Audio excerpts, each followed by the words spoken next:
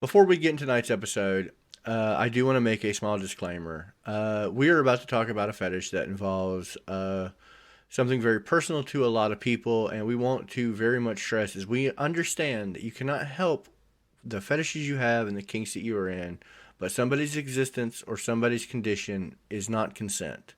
So please be respectful of others and just, respectful as I'll get out.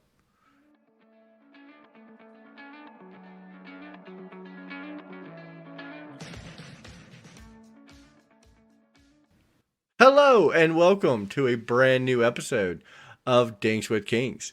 I'm your host, John Undero, and with me, as always, the very lovely, the very beautiful, multi-limbed Miss Rebecca. Hello, everyone. And a man that we're not sure of his limb status, but I think they're long and in charge, Mr. Shep. Limited. And good evening. Good evening. How's everybody doing? Hello. I'm doing well. It's Friday. It is. It's Friday. Of course, audience at home listening, this is Sunday for y'all, but Sunday for y'all. That's what we do. Yeah, we record at the end of the week, so you can start your week off with some kink. Yes. This week is a real stumper. Oh my God! Really? I feel like tonight it's going to cost us an arm and a leg just to talk about this. I mean, I thought it would actually give us a leg up. Anyway. No, I did do a disclaimer at the beginning of this episode because we had requests to cover this, and I had been wanting to cover this, but I also have some amputee friends who have dealt with a lot of, trauma with people with this fetish. And, and we're going to get into, like, the whys of the fetish and the what it is and how it is. But I did want to really talk about is, and this goes with anybody with a fetish, don't fetishize people. It's okay. We understand that fetishes. I have fetishes. I can't help them. I did not pick my fetishes. It wasn't like there was a little basket and they were going around and you're like, here, pick this fetish. What? So we know What? that you... What? You can't help but There Google wasn't a those basket? hoes walking down the street. No, oh Panty man. house. Okay. Yeah, there was no fetish basket. They did not say, hey, do you want this fetish? And I go, yeah, I'll take that one. With a little side of that quicksand one, because that's going to be great. But we do want to stress that just because this is your fetish, and just because somebody has this condition where they are missing a limb, they are in fact an amputee, a handy-capable person, as they say, that is not consent. That does not constitute,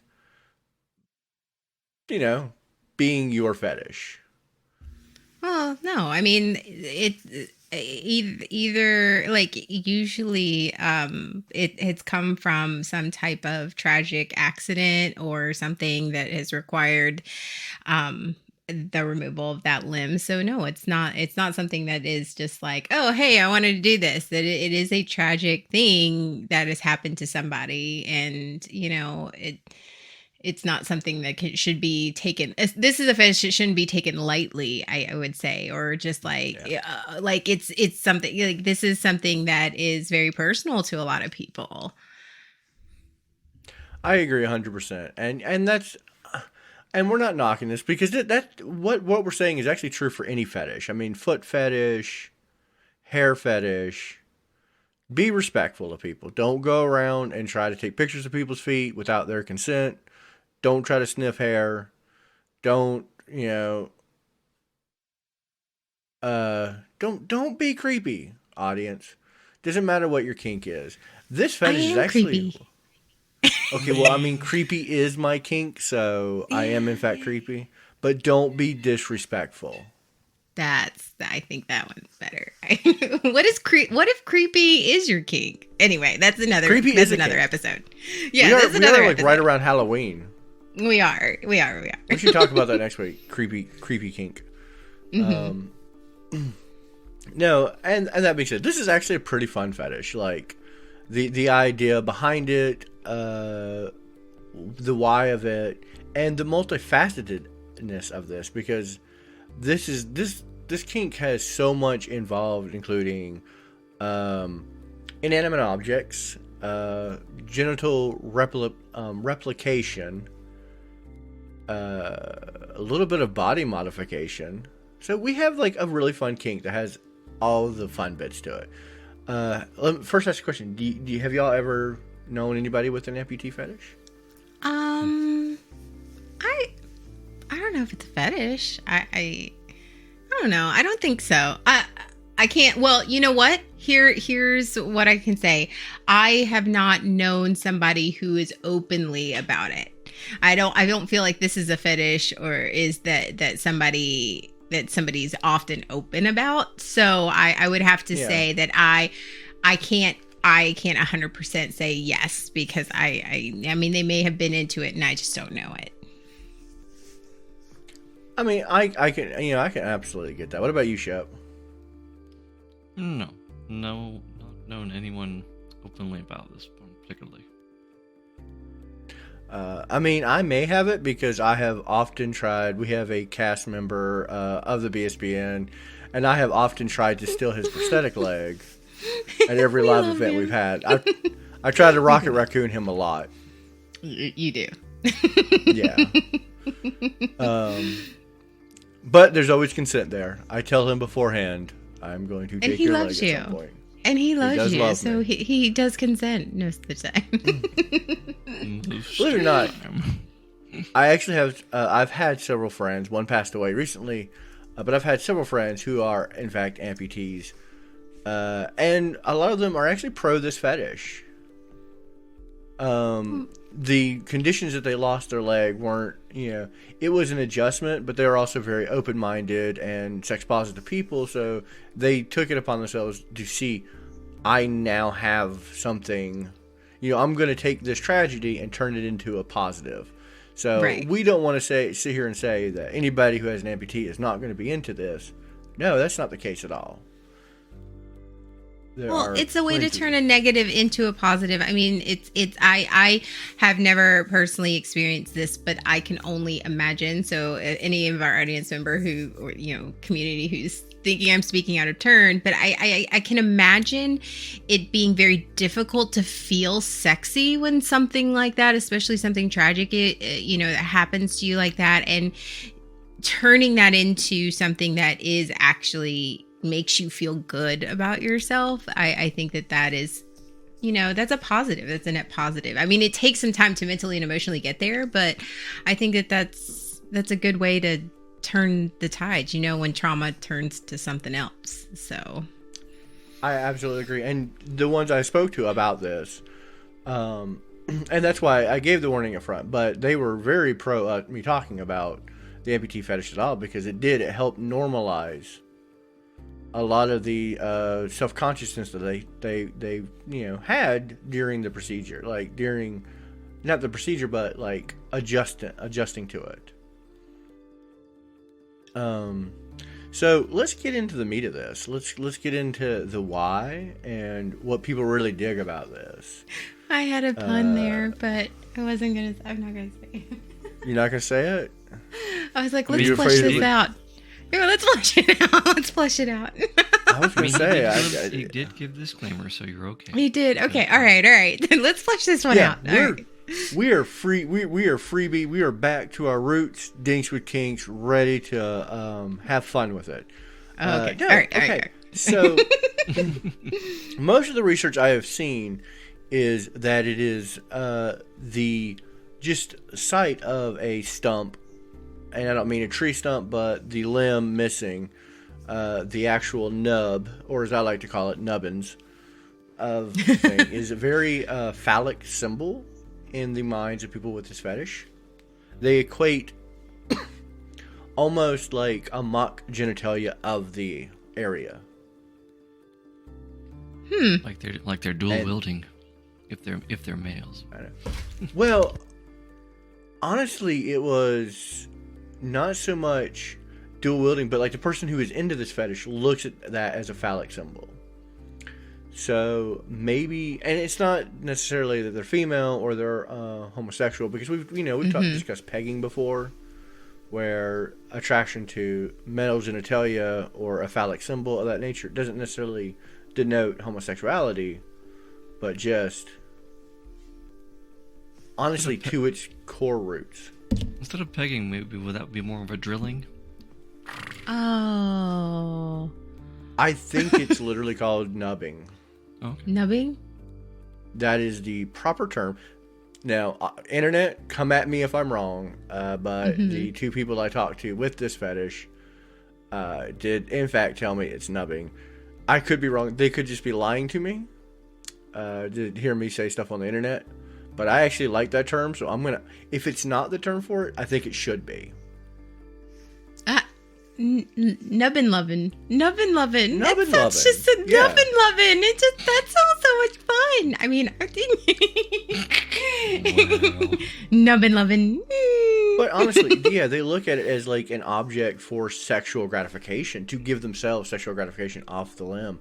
Not to mention people who genuinely have body mod kinks and fetishes. This is the ultimate body mod. You can now add and subtract to the human body without actually adding, subtracting. There's so much room for role play. There is people who have prosthetic fetishes, which we're gonna cover all of that with this. But yeah, the prosthetic fetishes with body mods, I think are fascinating. I'm not gonna lie, cyber arm. You get somebody with like a cybernetic arm. A cyber arm? No, it's cyber dong. Cyber dong. Do you get, No, we're you not get talking different about attachments? internet play. You get different attachments. That's what I was for it? thinking. Yeah. Oh. Yeah, they have the technology. I'm into Actually this. Yeah, and they do. I have looked up. You can get a for your arm or a leg. You can get phallic prosthetics. Not meant for your genitalia, including both a vagina and a penis. So you could go both ways. Both ways. It's all inclusive. This does remind me All of inclusive. the movie I saw many years ago, the Edward Penis Hands. It's a real thing, people. You could be Captain Dick. Mobius Dickus. Oh, Captain Dick. I love it. You can whip out your Yeah. white whale. You can go after Peter the pansexual. Oh, nice. I got And the loose jokes boys. today. And the loose The boys. loose boys.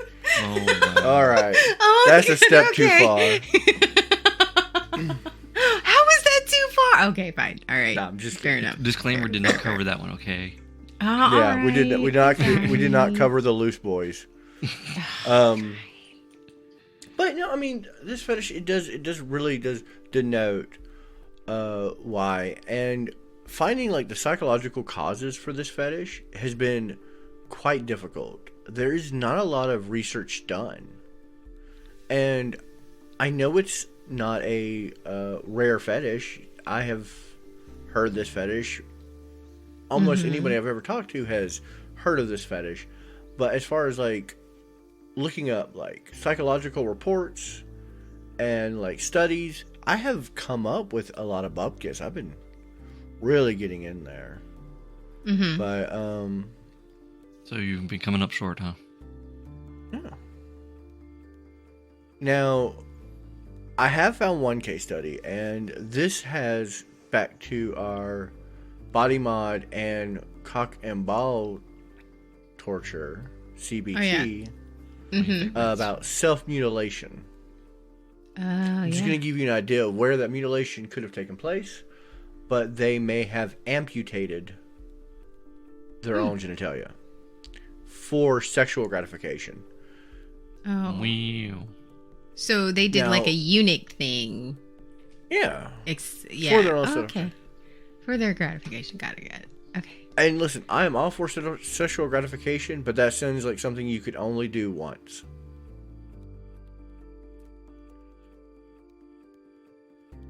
There was an old Looney Tunes cartoon. Yeah, I feel like that's like you've reached the end. You know, you've reached the end, and you're like, I've tried everything else. And now you're just going to nip it in the bud. Yeah, I feel like that would be on your fuck it list. You know, like you're into this fetish and like that would be on your fuck it list. Like that would be the last thing on your fuck it list. I don't think so, because like I said, we're only looking at this as the physical stimulation that you get from this. But, you know, like I said, there are many other levels of gratification that you can achieve. By self-mutilating your penis, you may have destroyed your reproductive cycle, system, but you have not killed your sexuality. It just may affect, it's a different process. It's more of a mental stimulation at that point in time. And imagine, okay, so I have this fetish. I have the eunuch fetish, the amputee fetish, the cock and ball torture, the genital mutilation fetish. I remove my penis. Now, my porn is just looking down my pants. Ooh, the mental I hadn't thought about stimulation. That. Yeah, okay. You have just created your fetish, and the only thing you have to do every time your pants graze you in a certain way where you feel like it's not there, those phantom pains and whatnot. I can only imagine just the cascade of sexual pleasure you get mentally and possibly physically, because if your testes are still intact, you may have a reaction. Yeah, the new Star Wars parody, the Phantom Boner. The Phantom Boner. Now, I do want to say there's another disclaimer coming that we do not encourage any type of self-mutilation or self-surgery whatsoever. There is a lot of concern in the medical world for this fetish, for the ethicalness. I don't know why I said ethnicity. The ethicalness. Oh, wow, that's different. That's different. Totally. Listen, I really split the branch there and lobbed it off. Yeah, you did. No, the ethical ramifications of mutilation. And like I said, we will stand our thing. Of course, we still have zero judgment on it, but we do not want you to do this based on the words of us, because we're just idiots on the podcast. Literally, the podcast is called Dinks with Kinks. Don't do anything we say that's going to permanently. Plus, I mean, in those particular areas, there's usually some very large localized arteries and or veins, so if done ever so slightly wrong, things can happen. So we are not responsible for you lobbing off any part of your body, and we do not encourage it. There is actually a dating site for disabled amputee mates. So I could imagine that that's both the safest bet and also the most trolling date. If you are into this fetish. But again, I always say there's an appropriate time and place for everything. So if that is your fetish and you're with somebody who is amputated, have tact. Don't come at them for that. But yeah, there are actual dating sites where you can find amputees, and you could probably search and find somebody who is very open to it. And of course, we're talking about all the real stuff. There's also an absolute abundance of role playing. We used to work at a haunted house, and we would take a table, drill holes in it to make it, so you can stick your arm in there, and then it looks like you just have a stump laying on the table. So if I place my arm in such a way, put my arm down the hole, I now have a stump. So there is ways to role play this without safely and without actual surgery. And I like that, because that means you can switch it up. And if you're really going to play that game, you can switch it up, change the limbs, reattach the limbs, have a lot of fun with it. And we encourage that. And with that table, John, admit it, how many times did they have to keep telling you, John, that is not your arm. Don't stick it in the hole. Well, there may have been a mid-level hole, just the right size, so I can lay on my stomach and still have a boner. Mm-hmm. Oh my God. I can lay in my stomach and be turned on too, John. Yes, you can. I don't know. Sorry, go ahead. No, go ahead.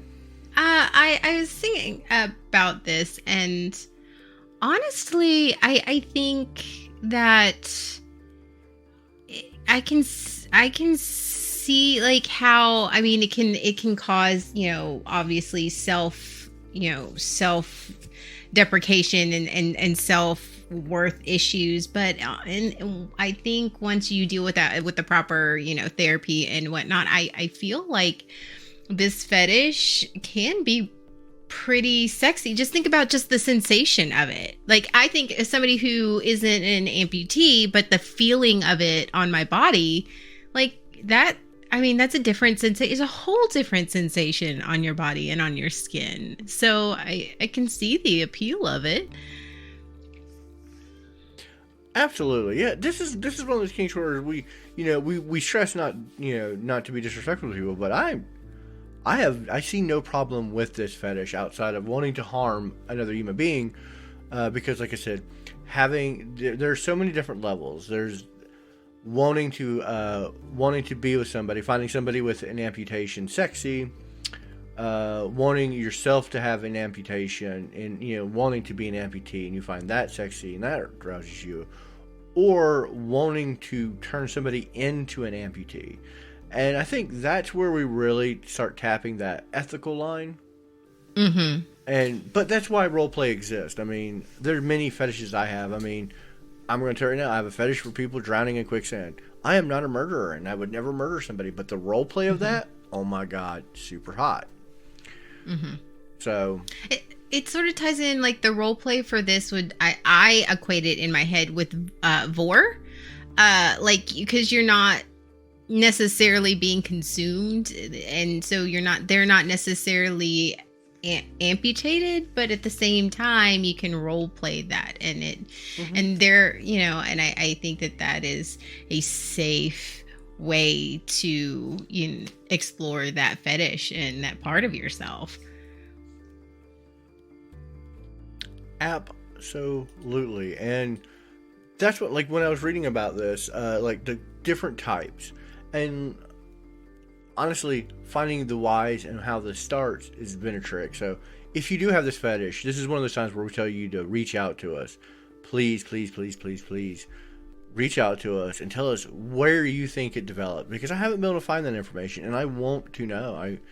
This fetish fascinates me, and it fascinates me even more that I can't find a lot of the information. Like, I can find the different types about wanting to be with a partner who is amputated. It's just a paraphernalia. Paraphilia. It is. I don't know why I'm not wording today. Right? I mean, I feel like I haven't had an amputation. I've had a lobotomy. Oh, yeah, fair. Yeah. I've had the wrong thing amputated. But so yeah, this is not an odd fetish. I don't think so at all. I actually fully relate to this one and think it's pretty neat.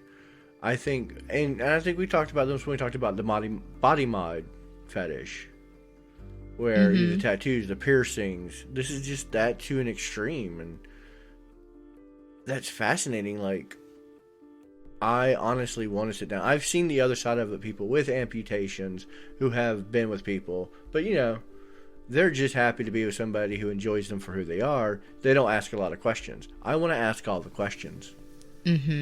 I really want to get in there, and I want to find somebody who has this fetish and just talk to them and learn everything I can, because I get it, I understand it, but I don't get it or fully understand it, if that makes any sense at all. Yes, I think that this is a fetish that isn't openly talked about because of the ethical standing of it. And a lot of people, this is one that is hard to not feel.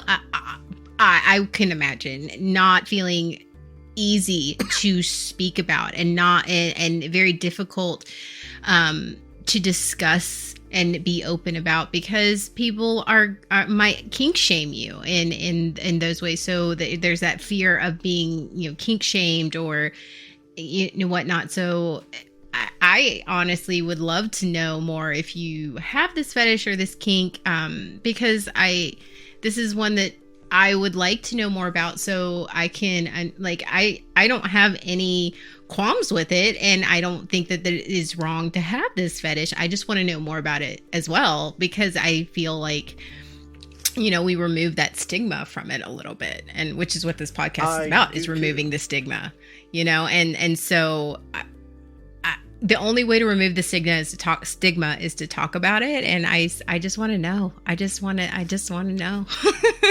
I do as well. Like, I want to know more about this. I want to dive in because, again, I don't believe any fetish or kink is wrong, especially if it doesn't hurt anybody. If you're not doing anything that's going to make them uncomfortable or hurt yourself or anybody else, I am 1,000 times for it. So I definitely want to talk more about this and with somebody. Mm-hmm. Please share your adventures in nubbins. Yes, I want to hear about your nubbin lovin'. And tell me if it's called nubbin lovin'. So tell me if it's called a nub job, because I need to know if I am just an idiot. Maybe. Who believes anything. But I love the nub job. Yes. Nub job. Right your face. I am thoroughly all about that. And I'm like, I want to know all the terminology. And if it's not the terminology, how could we make it as a community, as amputee fetishes? We need to get together as a community and make this a thing. Because nub job deserves to be on a shirt. Nubbin lovin' needs to be on a shirt. Yes, it does. Absolutely agree. I am a nubbin lovin'. So reach out to us at Dinks with Kinks on Instagram, Facebook, and Twitter. I guarantee if you tag us or DM us, we will respond. We respond to everybody who's not spam. If you say, I've got great links for single people in your area, I'm not going to click it. But if you say, hey, I have an amputee fetish, I would like to talk to you about it, you will 100% of the time get a response from one of us. And it's fantastic. Yeah. That said, let's get these people out there. Reach out to us. It's wheel time. Is it wheel time? We're gonna spin the wheel. Let's see what we're talking about next week. Next week is like Halloween. This episode comes out like the day before Halloween, so let's hope we get something spooky. Halloween. I know. Oh, our whole podcast is spooky. It's scary that we blasted this long. I mean, that is a little spooky. Mm-hmm. All right. Well, we have gone from one different type of body type to another. Next week, we're going to be large and in charge. We are going to do probably one of the most body positive kinks out there. BBW? I am very excited. BBW. Big, bold, and beautiful. Yay! Big, beautiful women. I absolutely love this one. I love people with a little meat on them. I've been excited to talk about this one because this is a fetish that's truly one of those. Doesn't matter. There's always somebody for everybody. This one particular specific to women only in this case? No, we'll talk about BBM. Okay. Big beautiful men. Or just BB. We'll cover BBP. Big beautiful people. BBP. Big beautiful people. That's what we're calling it. But yeah, we're going to talk about dad bods. We're going to talk about mom bods. We are going to talk about the thick and gorgeous. It's going to be thick.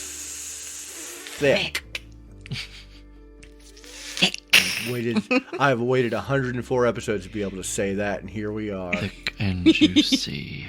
Yeah, like a steak. Thank you guys so much for listening to us. I have been your host, John Dondero, and with me, as always, the very beautiful, very large and in charge. She's tiny, but she's large and in charge, Miss Rebecca. Good night, everyone. And a man who would look great with no limbs at all, but has all of them, I think, Mr. Shep. Till next time. I just want to carry you in a backpack if you had no limbs. Oh my God. Good night. Do that with somebody?